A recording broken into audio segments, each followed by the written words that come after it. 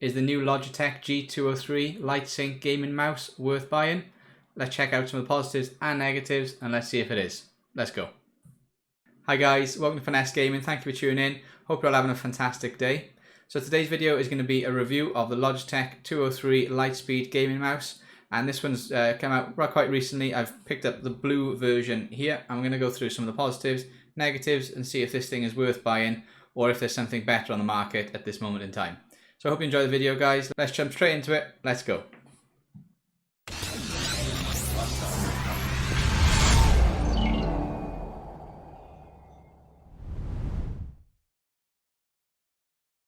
Okay, first things first, let's go over some of the positives. Unfortunately with this one, I haven't found too many. There's a few negatives, unfortunately, with this one. But let's go over the positives first. So, first things first, the software that comes with it, the Logitech software, when you download it, is very good. It's easy to use. The light sync and the RGB effects that you can get on there are really, really good. So that's a very, very good thing. That comes with all Logitech mice, obviously. But that is a good software, so that's one positive for using it. The RGB as well, I will say, for this kind of price range does look incredibly good. So you've got a nice glow at the very back, you've got the RGB light up there on the Logitech logo, and you've got the underglow around here, and it does look fantastic. It's a good looking mouse, so that again is a good positive. So the software and the RGB in terms of like the aesthetics or whatever look good. After that, we're going to go on to the shape. So the shape, in my opinion, isn't a positive, but if you do have a Logitech mouse at the moment, or if you have a mouse that is quite deep, okay, quite high, this one's going to suit your hand quite nicely. It is quite steep at the very back, so from the back of the mouse up to the top here, that's quite a steep angle, and that kind of sits your hand quite upright when you first hold it. So if you like that, that's fine. Personally, I don't, but if you do like that, it's going to be a nice comfortable mouse to use, so it's very well designed. Alright, unfortunately, that's where the positives end. This mouse has got some problems, okay? It's going to be maybe they're just cutting costs, I don't know, to try and bring the price down to £35, which is the full retail price of this mouse. But yeah, there are some problems. Let's start with the kind of performance and the feel of it, okay? So the actual feel, the plastic on there, does feel quite cheap, okay?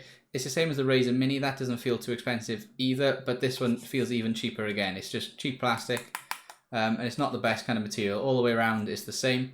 So that's not a good thing, but also the cable that comes with it isn't a braided cable. It's not a para cable. It's just a standard rubberized cable, and it isn't good at all, okay? So it twists, mine's all tangled up in here like a little circle like that, and I can't get rid of that. So yeah, it's a bit annoying, and it does actually pull a little bit on the mouse pad unless you have it like tied so high that it won't do. But yeah, it's not the best thing. So that and the fact that materials on the case are quite cheap, unfortunately that's not a very good thing. Others on the market at this price range are better on the cable, certainly on the cable, and also a little bit on the actual shell of the mouse as well. They do use slightly better plastics. So this is why I don't like the design, unfortunately, of this mouse. So on the top of the mouse, you can probably see from this angle, the top of the mouse is actually wider than the bottom of the mouse. The bottom of the mouse is narrower. So I'm not too sure about the stability of it as you're moving around. I prefer it to be slightly wider at the bottom, slightly a bit narrower at the top. But this top edge, this right edge here, okay, so where your kind of ring finger would sit, is actually quite uncomfortable. This gets in the way. So when you're actually sitting on there, because of the way it's designed, your finger kind of rests on this top edge, and it's not the most comfortable thing in the world. So it kind of digs in a little bit, like midway along. It's a shame that they couldn't maybe just get this coming out a little bit, which you see a lot of mice do, or even just go straight down like some of the Razer mice and a few others do on the market. But for it to go in is just a really weird feeling, unless you're used to it and you've had these kind of mice for a long time.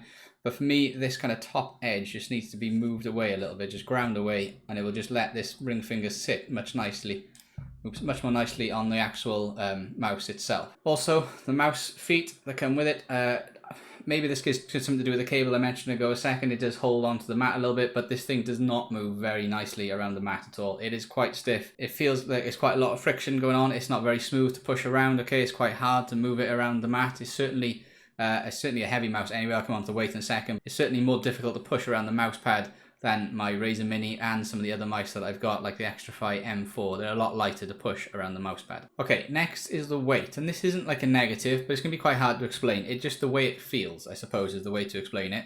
So it's 85 grams, the mouse, and that's the mouse only. Obviously the cables are going to add a bit of weight to it, not too much though. But it's 85 grams, and it feels like, because of the way it's designed, it's heavier at the top part of the mouse. That's quite a hard thing to explain, but when you actually put it down on the mouse pad, you can feel the weight kind of higher up off the mouse pad. what you kind of want really is that any weight there to be lower down so it's easier to push around. But this feels like it's weighted higher up, and that's not a good feeling, okay? So when I'm moving this around, it feels nowhere near as nice to move around as the Razer Mini or some of the, well, like I said, some of the other mice that I've got. And so unfortunately that's going to be a bit of a negative. It's not the best weight of the mouse, and it's slightly heavier than the others as well at 85 grams.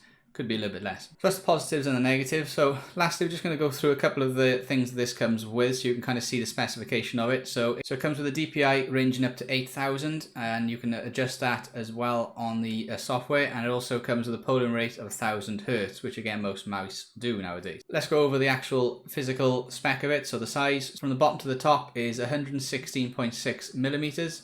So that's slightly shorter than some other mice on the market. The width is 62.15 millimeters, and that's slightly wider, okay, than the Razer. But again, remember it's wider at the top than it is at the bottom. And the depth of the mouse is 38.2 millimeters. The cable that comes with it is 2.1 meters long. Okay guys, just to sum up then. So this is unfortunately a bit of a negative review as opposed to a positive one. But to be fair to this mouse, there are just so many other mice on this market at this moment in time at this price range. So between 30 and let's say 50 or 60 pounds. That it's got a lot of competition at this moment in time, and some of those other mice are doing better cables, better switches, better materials on the actual mouse.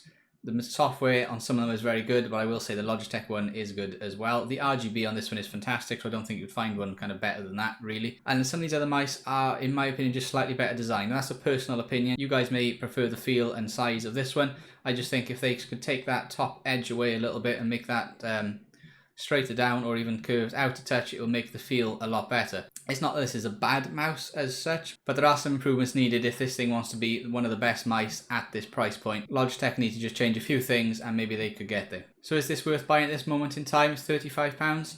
No is the answer to that one. Okay, there are other mice that are better at that same price point at this moment in time. The Razer Viper Mini is one of them, and you've got the Glorious gaming mice as well, which are generally on sale at about 40 to 50 pounds. So it's worth maybe just saving up that extra bit of money to get one of those, or go for the Razer Mini. And there's going to be quite a few others that we're going to review over time, which are going to be in that price bracket. Okay guys, that's it. I hope you did enjoy the video. If you did, please consider dropping a like, hit that subscribe button and turn notifications on. Your support will be hugely appreciated.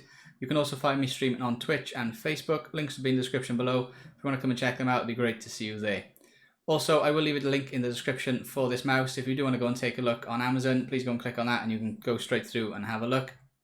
But until next time, keep gaming, keep safe, good night, GG.